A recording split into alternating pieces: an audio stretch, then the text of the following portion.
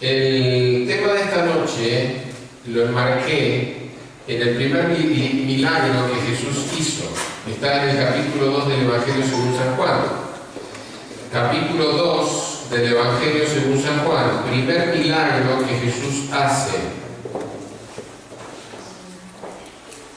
Capítulo 2, versículo 1 del Evangelio según San Juan. En esta noche queremos darle un saludo a todos los que están mirando por las redes sociales, por internet, por la web. Así que a todos ellos un cariñoso saludo de parte de la Iglesia de Logroño, donde estamos realizando esta semana una semana de evangelismo titulada Jesús el Anormal. Este es el tema del lunes de noche y vamos a hablar sobre si nos gustaría que Jesús fuera el novio de nuestra hija. Roberto, ¿te gustaría que Jesús fuera el novio de tu hija? Está muy bien. No quiero que mi hija tenga novio. Ok, muy bien. ¿Les gustaría que Jesús fuera el novio de sus hijas? Sí, es la respuesta. Recuerden que yo hago preguntas que después ustedes se complican cuando me contestan rápido. Ya sabemos que es un poco rarito, entonces. ¿Claro? Porque, ¿saben por qué me hice esta pregunta? Porque la mejor manera de entender algo es ponerlo en una situación práctica y concreta, ¿no? Nosotros, como hablamos siempre de Jesús, que es amor, que es nuestro Redentor, que es nuestro Salvador, a veces con esto que decimos siempre y que está bien, perdemos el foco. Por eso esta situación de querer actualizar a Jesús con una situación concreta, como ¿te gustaría que Jesús fuera el hijo de tu novia? Me parece que puede ayudarnos a comprender algo más de este Jesús que funciona en forma normal. Imagínense ustedes que Jesús entra en la casa de ustedes, en mi casa, en la casa de cualquiera que tenemos una hija. ¿Qué hace un padre cuando viene el pretendiente de su hija a su casa? ¿Qué hace? ¿Qué hace? No le dejamos Asusta. carpeta. Lo asusta, dice Roberto. No, ¿qué hace? Lo interroga. Lo interroga. Lo interroga. Yo me imagino al padre de esta supuesta joven que recibe a Jesús en la puerta y le dice: bienvenido joven, ¿quieres pasar? Toma asiento. Y lo empieza a mirar de arriba a abajo y lo empieza a interrogar. ¿Cómo te llamas? Jesús. ¿Y en qué zona vives? Actualmente vivo en Capernaum, pero antes viví en Nazaret. El padre lo mira y ya con el aspecto de la vestimenta, porque tiene la vestimenta de venir de Galilea, el padre que está en Jerusalén empieza a mirarlo como alguien complicado, como si un hippie se hubiera entrado en tu casa a pedir la mano de tu hija, o como si un dark hubiera entrado a tu casa a pedir la mano de tu hija. Entonces el padre, ¿por qué lo ve incómodo? Porque no es persona que viene de un lugar lindo. Y Jesús la remata diciéndole que toda su vida, ¿dónde vivió? Nazaret. En Nazaret. ¿Ustedes recuerdan la frase de Natanael? De Galilea, pues. De Nazaret puede salir algo bueno. Cuando Jesús dice que él viene de Nazaret, el papá se siente más incómodo aún. Porque de Nazaret no puede salir nada bueno. Entonces el papá le alcanza el vaso de agua para tomar y él empieza a tomar toda el agua que puede para tratar de controlar su estado de ánimo. Entonces le dice: ¿y dónde estudiaste?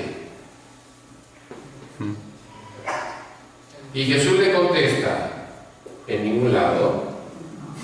¿Pero no fuiste a la escuela primaria? No. ¿Secundaria? Tampoco. ¿Universidad? Menos. Ajá. ¿Y a qué te dedicas? Nada. camino y predico, y cómo comes lo que me dan.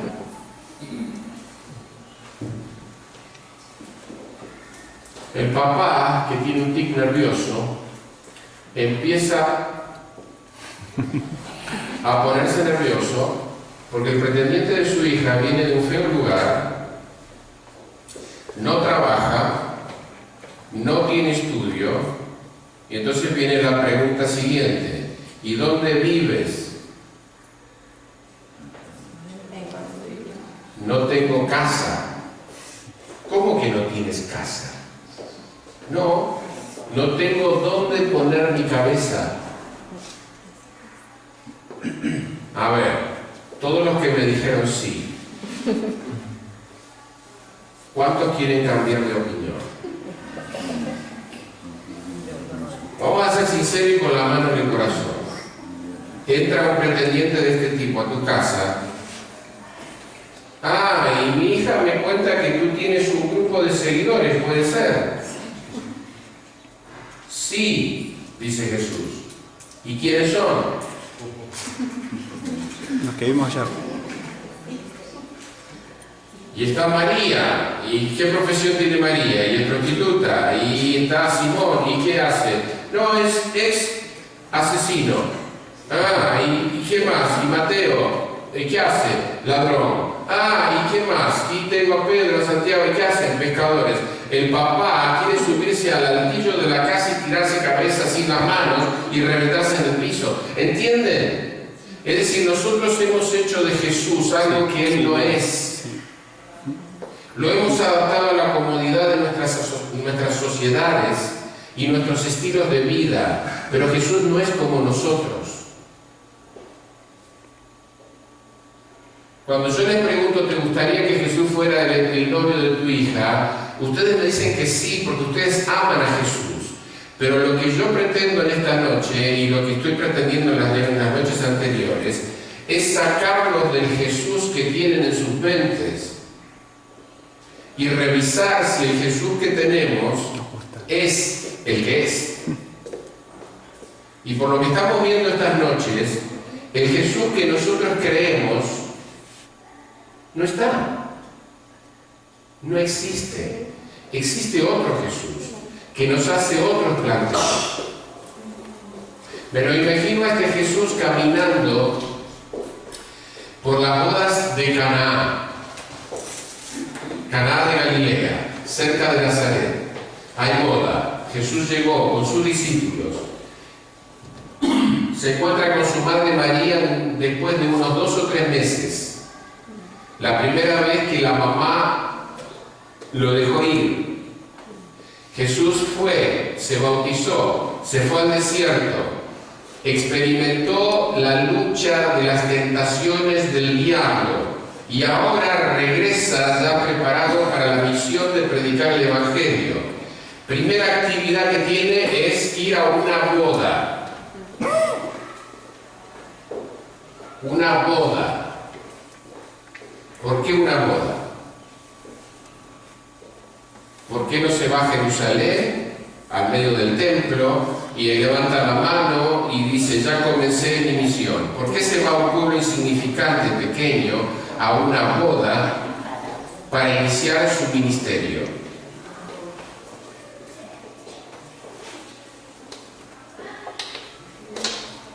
Boda. En esa boda, Jesús camina y de pronto ve a los novios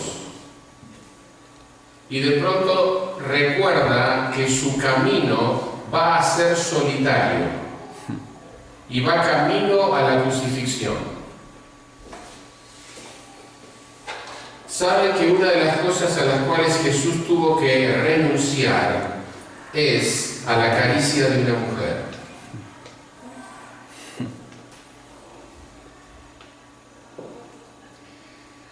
Hace un par de semanas Mercedes estuvo ausente en nuestra casa y un sábado de mañana ella no estaba porque estaba haciéndose los rayos en otra ciudad que queda a unas 7 horas de viaje.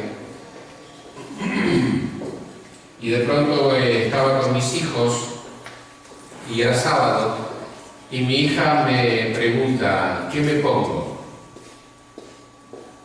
Mi contestación masculina, ¿cuál fue? Preguntar a mamá. Ponete lo que quieras. ¿Está bien? Salí de su habitación y empecé a darme cuenta de lo que había hecho.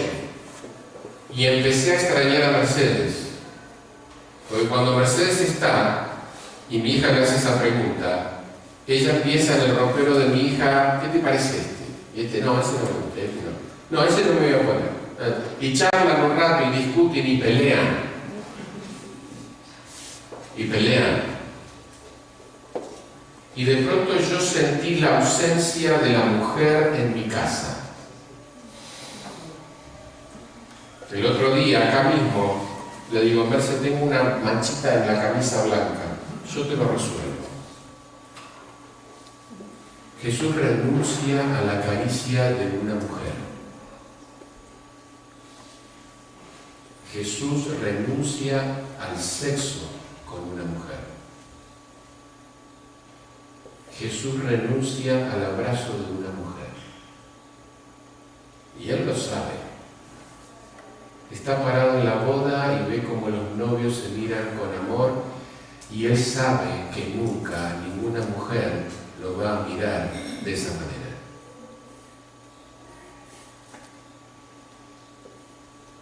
Renuncia a tener hijos. Wow. Renuncia a que un hijo le diga, papá, te quiero.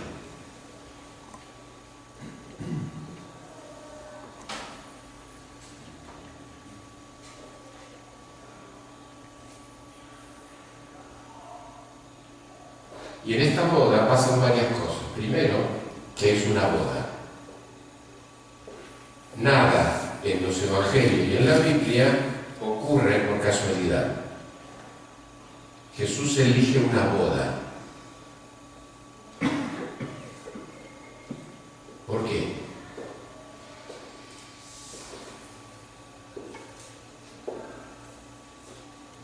¿Qué dice Apocalipsis acerca de cuál quiere que sea la relación de Dios con su pueblo? ¿Cómo se llama el encuentro final entre Dios y su pueblo? La boda del Cordero.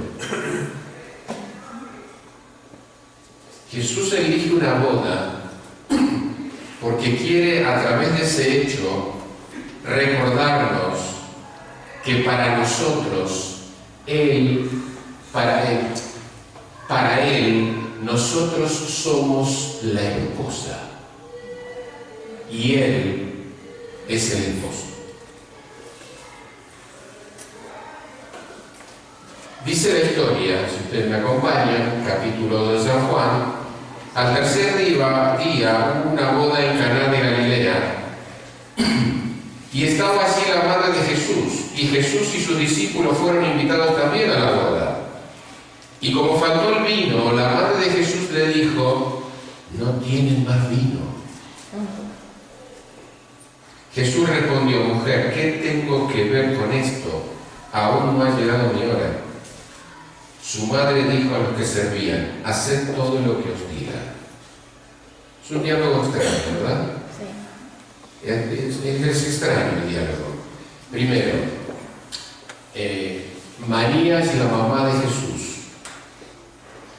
En esa boda, a que no saben quién es el centro de la boda, no es la novia. La gente no está mirando el vestido de la novia, ni cómo se arregló, ni cómo se peinó, como ocurre siempre.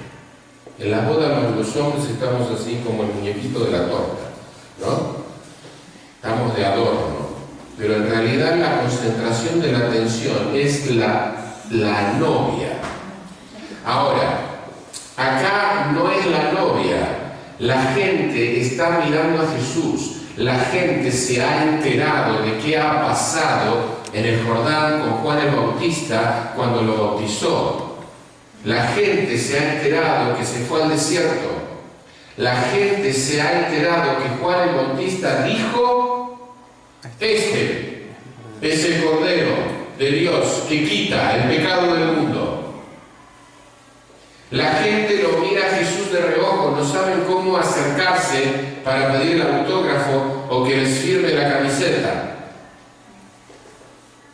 Pero María, que está presente, ve que todos los ojos de la gente están concentrados en su hijo. ¿Y qué pasa cuando tu hijo es el centro de atención? Cántale al tío. Cántale al tío. Y los chiquitos, mi Dios me ama, qué bien que canta. ¿Sí o no? Ahora, a veces, cántale al tío. Cántale al tío. Cantarle al tío, te digo, no quiere. Y acá pasa esto. María le dice: no hay vino. Hacete un milagrito. Mostrarle quién sos. Porque María cree que su hijo es el Mesías, obviamente. Cree que su hijo es el Mesías. ¿De qué manera? Que va a ser el que va a reinar sobre Israel para derrocar el Imperio Romano. María nunca entendió, nunca, se murió sin entender que esto era espiritual. ¿Ah? Y entonces, ¿qué pasa? María le dice: hace un milagro para que te conozcan. Después nos sacamos una foto juntos y abajo ponemos la leyenda: Jesús y su mamá María. Estaba leyendo esto recién en el Deseo de toda la gente y hay un análisis que es muy interesante y que lo quiero compartir con ustedes. Porque las iglesias protestantes han sido catalogadas como agresivas contra la Virgen María. Y muchas veces esto es verdad. Nosotros creemos que María fue virgen. Y nosotros creemos que fue relevante su función en la educación de Jesús. Nosotros creemos que fue la elegida por Dios para ser la portadora del Hijo de Dios. No creemos en la Inmaculada Concepción de María, porque la Biblia no lo dice. Y tampoco creemos que María sea mediadora entre Dios y los hombres, porque la Biblia dice que hay un solo mediador entre Dios y los hombres: Jesucristo hombre. Y encontré esto que quiero leerles esta noche, porque me parece importante para que lo llevemos en el corazón. La única esperanza de redención para nuestra especie caída está en Cristo. La única esperanza de redención, Cristo. María podía hallar salvación únicamente a través del Cordero de Dios. Como les conté, yo trabajo en 2 clínicas de adicciones. Originalmente eran neuropsiquiátricos. Aún hoy hay pacientes crónicos, esquizofrénicos, fóbicos, psicóticos, pero la clínica está cambiando de giro y ahora la gran población de las clínicas son adictos. Entró un paciente y una psicóloga amiga me llama y me dice: mira, necesito que veas a esta persona. Esta persona nos cuenta que la Virgen le habló y que él tenía que ir a la fábrica donde estaba quebrando la fábrica por un problema económico a decir las cosas que tenían que hacer para no quebrar, porque la Virgen le había hablado.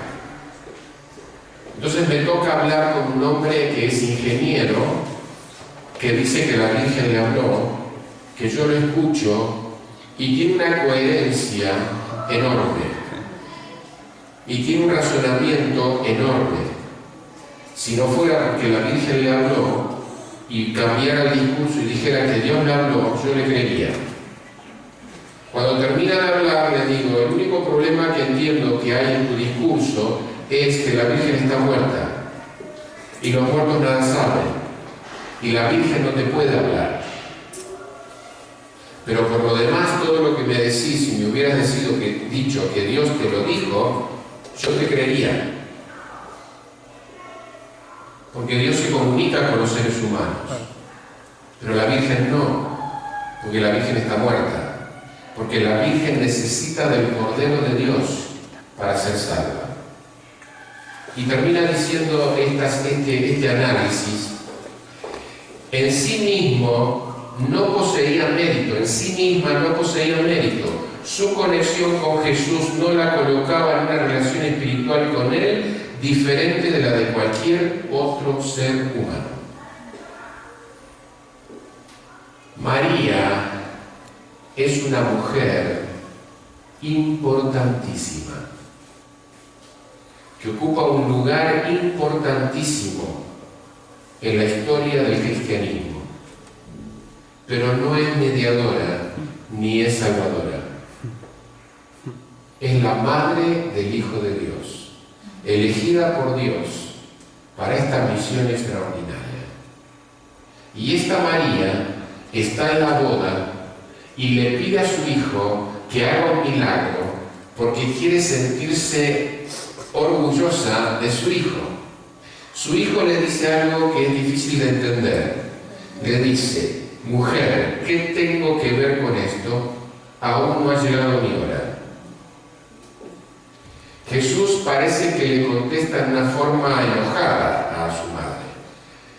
Pero los que estudian el comportamiento de las personas en los tiempos de Jesús dicen que esta era una forma respetuosa y cariñosa de dirigirse a una persona importante para uno como su madre.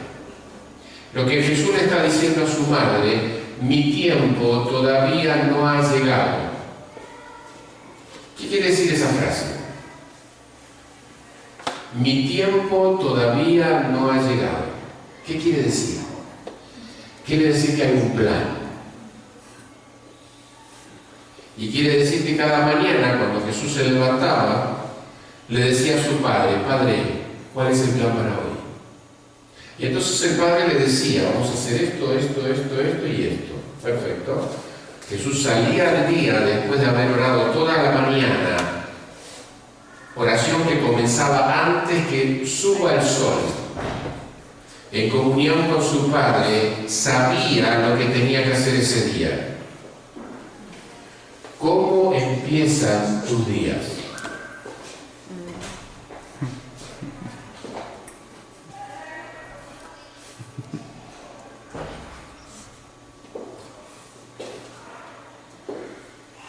¿Cómo empiezan tus días? Quiero decirles y tengo que confesarles que yo entendí esto de la oración solo hace 2 años. Tengo 56 años y recién lo entendí hace 2 años. Lo entendí el tema de la oración hace 2 años porque entramos en una profunda crisis. Nosotros prácticamente estábamos viviendo en Estados Unidos. Nuestro hijo Suriel estaba haciendo un tratamiento en la capital de Luisiana, en Baton Rouge. Nosotros nos fuimos a vivir ahí para que él haga este tratamiento.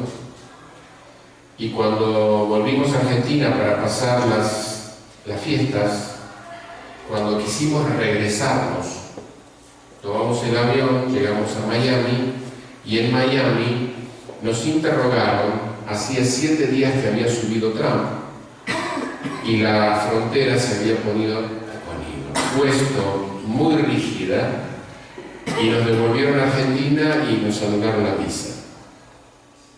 Yo te dejé, quedó todo allá, la casa, el auto, el trabajo, todo. Y tuvimos que regresar a Argentina, donde no tenía casa, ni trabajo, ni nada, y tenía 56 años. Entonces fue para mí una situación angustiante. Estuve varios días al borde de la depresión. Y entonces ahí descubrí que podía orar. Entonces me levantaba a las 6 de la mañana, iba al baño y oraba. Y me arrodillaba en el baño. Y oraba media hora, 40 minutos. Y después salía a caminar. Caminaba 45 minutos y iba orando todos los 45 minutos de la caminata. Y ahí descubrí que la oración realmente es poder. Creo que no me deprimí por la oración. Con Suriel estábamos al norte de Argentina viviendo y Mercedes con Saya estaban en el centro de Argentina viviendo. Durante 6 meses estuvimos separados. Yo fui al norte de Argentina porque allí tenemos una casa y pensé que podía conseguir un trabajo en esa zona. Mercedes quedó en el centro de Argentina, en la Universidad Adventista, con mi hija. En ese tiempo, en el tiempo del Valle de Sombras, uno descubre la importancia de orar. Y ahí entendí por qué Jesús se levantaba antes de que se ponga el sol, de que amanezca. Jesús no se atrevía a empezar un día sin tener por lo menos 1 hora y media, 2 horas o 3 horas de oración para saber qué había que hacer. Una de las razones por las cuales nuestra vida espiritual es un fracaso es porque no hacemos esto. Y podemos justificarlo. Tenemos que trabajar, tenemos nuestros hijos, estamos cansados, nos acostamos tarde, no podemos levantarnos ahora. Pero en esta noche quiero decirles que no hay otro camino. El que no ora con pasión, con pelea con Dios, con búsqueda desesperada de bendición, con el deseo de descubrir la soberanía de Dios y el poder sobrenatural que está a nuestra disposición, tarde o temprano morirá. No se puede salir a un día sin estar preparado espiritualmente.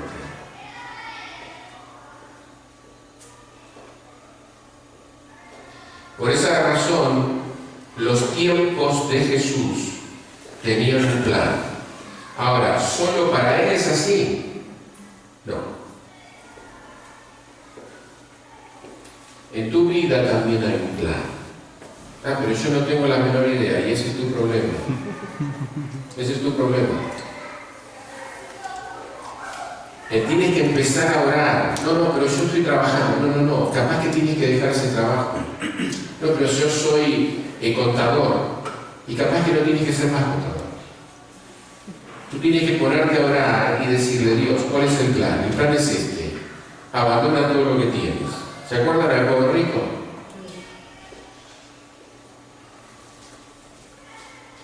Porque Dios nos quiere hablar. Con Mercedes y mis hijos fuimos alimentados por los cuervos, como Elías. Cuando no teníamos más plata, aparecía un cuervo y nos decía, toma. En medio de toda esta situación, reactivamos nuestro auto. Nuestro pobre y viejito auto, lo reactivamos. Y en una de esas se me rompe la computadora del auto. Solo el repuesto, a ver, para decirlo en euros, bueno, no lo digo en euros. Son 12.000 pesos, 13.000 pesos. 300 euros. 300 euros, más o menos. Más o menos. 300 euros. 300 euros, que para quizás por ustedes no sea mucho, para mí es una fortuna. Entonces digo, bueno, Dios, acá está. Y lo dejé. Y oramos, porque aprendimos a orar, y le pedimos a Dios que nos guíe en esta situación. Y pasados 5 días, viene la dueña del departamento donde está viviendo mi familia en la Universidad Adventista y me dice así, y que nos presta el lugar, ¿no? Y me dice, mira, pasó esto. Me dice, ¿cómo anda el tema de tu auto? Y ahí está, estará, lo arreglaré. Resulta que mi esposo, nos dice la señora, estaba hablando con alguien y de pronto ese alguien le dijo, tengo un dinero para regalar y no sé a quién darle. Entonces el esposo de la señora le dice, yo tengo para quién se lo puedes regalar. Y entonces le da el dinero para que me lo den a mí. Entonces Silvia me dice, mira, me dieron esto. Y eran exactamente 300 euros. Entonces, en nuestra vida personal y familiar, si nosotros no creemos en la oración, estuvimos viendo otra película.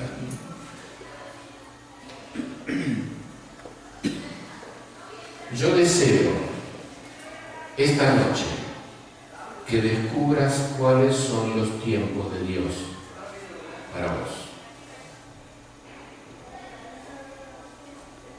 Deseo en esta noche que el Dios soberano te hable a tu mente y te diga qué plan tiene para tu vida, cuáles son sus sueños para tu vida, y que te relajes y que te dejes invadir por su espíritu y que le permitas hablar a tu mente y que puedas obedecer su plan. ¿Qué tengo que ver con esto? Aún no ha llegado mi hora. Su madre dijo a los que servían, haced todo lo que os diga. En el medio de esta situación hay un silencio, pasa un tiempo y Jesús accede a hacer el milagro.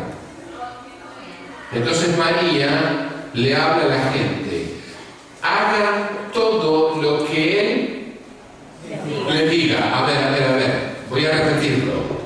Hagan todo lo que Él les diga. Pero ya no estoy en esa historia, Estoy en Logroño, 2018, septiembre. Hagan todo lo que Él les diga. Hagan todo lo que Él les diga.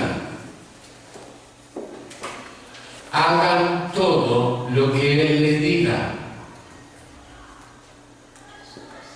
Hagan todo lo que Él les diga.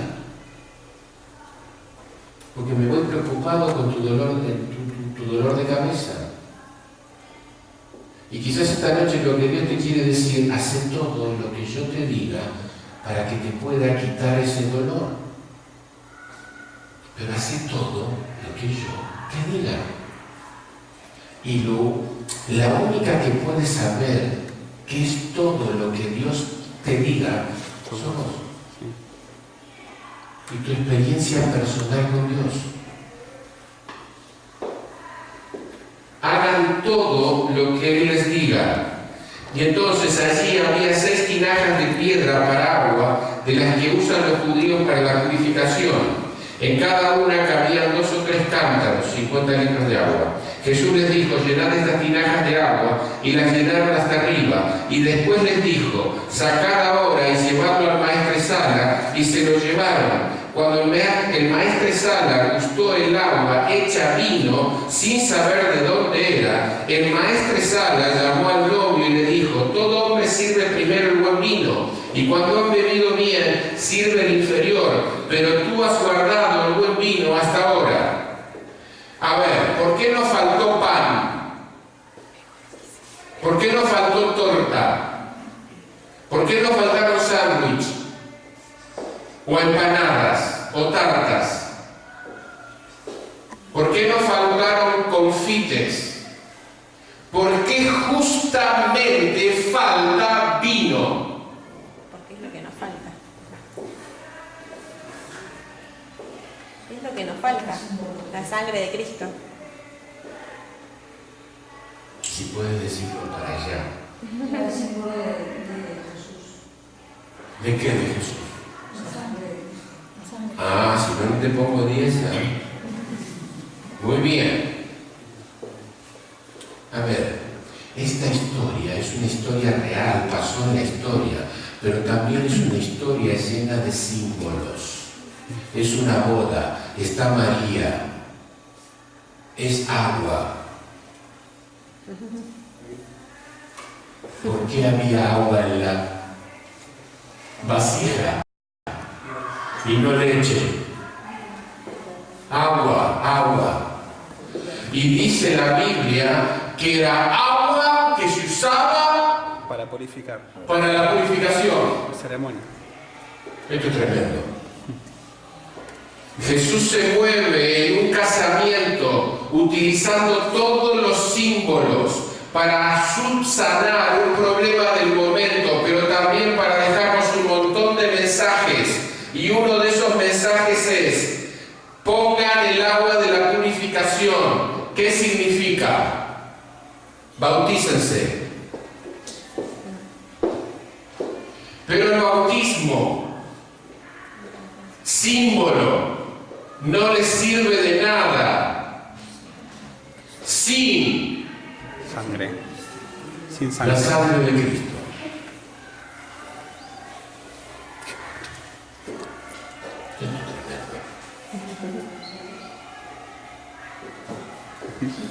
¿Y saben qué? No es un invento mío, está acá. Como ustedes no lo leyeron, y yo sí, yo se lo cuento, y ustedes dicen: wow, ¿cómo sabe este pastor? No sabe nada este pastor. Está acá. Se los leo. Así hago el copyright. El don de Cristo en la fiesta de bodas fue un símbolo. El agua representaba el bautismo en su muerte. El vino, el derramamiento de su sangre por los pecados del mundo. El agua que llenaron las tinajas fue traída por manos humanas. Pero solo la palabra de Cristo podía impartirle virtud de dar vida. Así sucede con los ritos que señalan la muerte del Salvador. Únicamente por el poder de Cristo, obrando por la fe, es como tienen eficacia para alimentar el alma.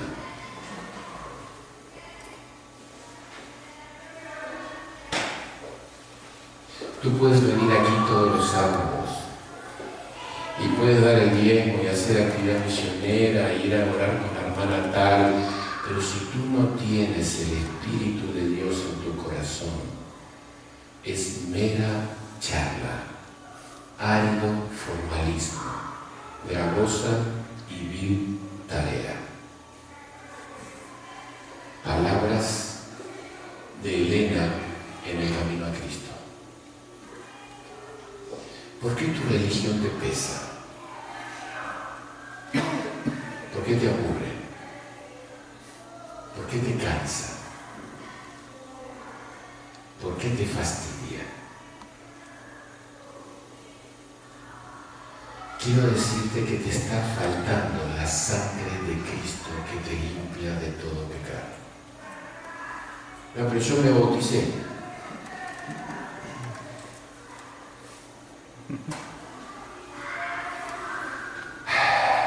No alcanza meterse adentro del agua. Tenemos que permitir que Cristo se meta dentro nuestro. Porque los símbolos y los ritos y las liturgias y las ceremonias sin el Espíritu de Dios son vacías, no sirven de nada.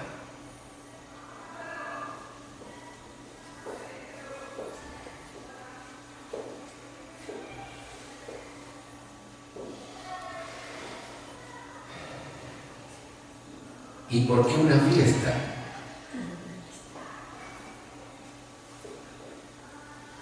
Yo disfruto cuando Jesús está en las fiestas. Porque yo soy fiestero. A mí me gustan las fiestas. Y ya me metí acá por algunos lugares y me doy cuenta que a los españoles les encantan las fiestas. Son fiesteros. Les encanta juntarse, tomar, reír, hablar, charlar, comer. Les encanta ir y salir para acá y estar juntos. Y eso es fantástico. Me hago español. Porque eso me encanta. Y a Jesús también. Tengo 5 minutos. Le quiero leer algo. Me encantó. No quiero decírselo yo porque está mejor como está escrito.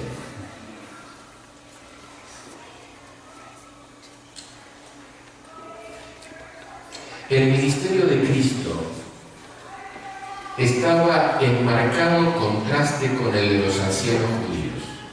¿Vamos? ¿Me siguen? El ministerio de Cristo estaba en marcado contraste con los ancianos judíos. La consideración por la tradición y el formalismo que manifestaban estos había destruido toda verdadera libertad de pensamiento o acción. ¿Escucharon? Tremendo. Cuando tú eres formal y legalista, destruyes tu pensamiento y acción.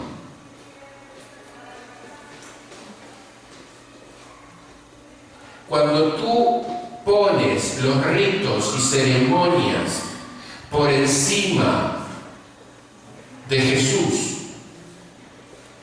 empiezas a ahogarte y empiezas a achicar tu capacidad de pensar y perder tu capacidad de pensar y expresarte libremente es perder tu identidad.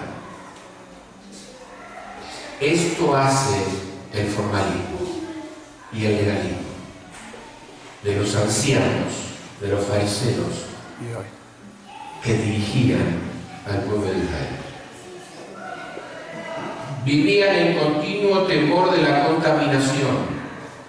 Por eso no se juntaban con nadie. Habían establecido leyes de purificación. Se lavaban las manos y tocaban a alguien. Se lavaban las manos y hablaban con alguien. Trataban de mantenerse aislados de los pescadores. Trataban de los comerciantes, de los artesanos.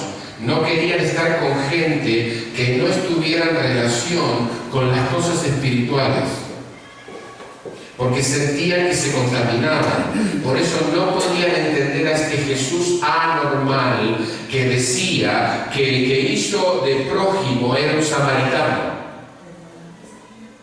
No podían entender cómo este maestro decía que el bueno de la película era el samaritano. Lo bueno somos nosotros, no ellos. Habían achicado tanto el pensamiento del pueblo que el pueblo no podía pensar. Estaba sometido al peso de ceremonias, liturgias, ritos, y habían perdido el espíritu de la libertad que hay en Cristo Jesús.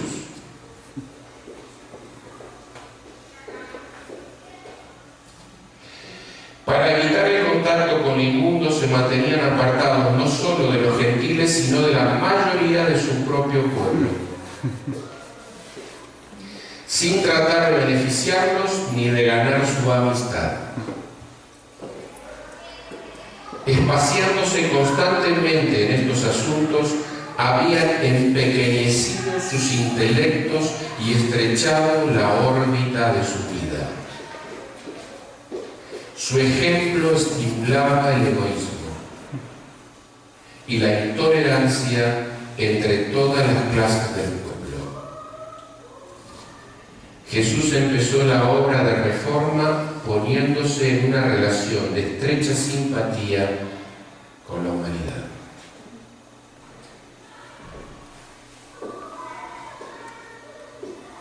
si nosotros no estamos conectados con la gente de Logroño, algo no está funcionando.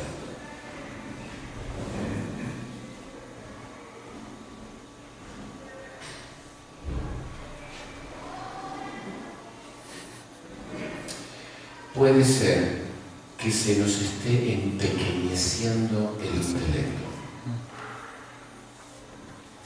Y puede ser que nuestras formas le estén robando acción a nuestro espíritu.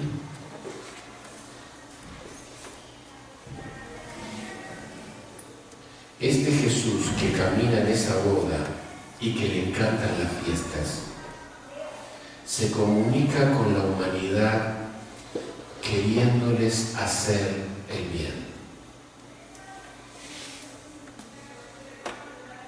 Hoy nos pasó algo. Salimos a caminar con la familia para ir a almorzar, porque es el cumple de Merce. Y resulta que íbamos caminando y pasé a una persona que estaba vestida de negro. Sigo caminando mientras empezamos a mirar una iglesia que hay en la zona, y mi hijo Suriel me dice: ¿esa es la iglesia la que está allá en la esquina? Y estaba Raquel. Miro así, es Raquel. Me cruzo la calle, Raquel estaba hablando con una persona. Mientras me voy acercando veo que la persona tiene vendado el pie derecho, es una mujer, tiene sandalias, es grande. Y resulta que me acerco para saludar a Raquel. Y Raquel, cuando me ve, se sonríe. Y entiendo por qué se sonríe. Porque ella está invitando a esa persona para que venga a las reuniones. Y entonces yo me acerco. ¿Cómo era que se llama tu amiga? Me acerco, Doris, ustedes la conocen. Y ella se está por ir. Y la agarro a Doris ahí en la esquina, le doy un abrazo a Raquel y a Doris y hacemos una oración en la esquina, por el pie de Doris. Y Doris se va. ¿Vendrá? ¿No vendrá? No es ni el problema de Raquel ni el mío. Lo que teníamos que hacer, hicimos. Vincularnos con la gente como queriendo hacerles el bien. Bajábamos con mi señora que andaba pegando carteles de Jesús en la normal en todos los lugares. Como no tenía cinta para pegarlo, robaba la cinta de otros carteles y pegaba el nuestro. No tapábamos carteles, ¿ok? Solo robaba cinta, pedazos de cinta de otros carteles para pegar el nuestro. Y así andaba Merce a lo largo de toda la calle de República Argentina. Cuando llegamos a una rotonda, hay una mujer sentada con un niño discapacitado. Hay un niño sentado en una silla de ruedas que no solamente muestra tener problemas de motricidad, sino también problemas intelectuales. Y entonces paso por al lado y me acuerdo y le digo: Merce, ¿tenés un volante? Me da un volante Merce y me acerco a la señora y le doy el volante y la invito a la reunión. La señora se pone a leer el volante. ¿Vendrá? ¿No vendrá? No lo sé.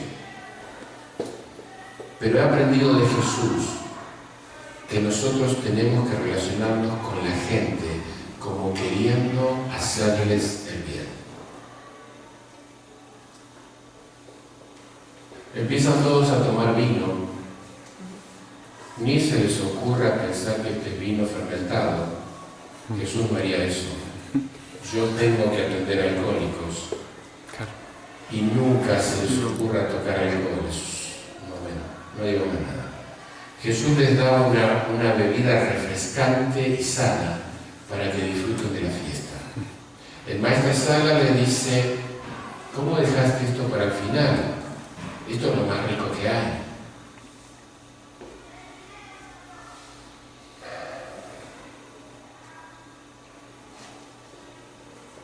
Esto es lo más rico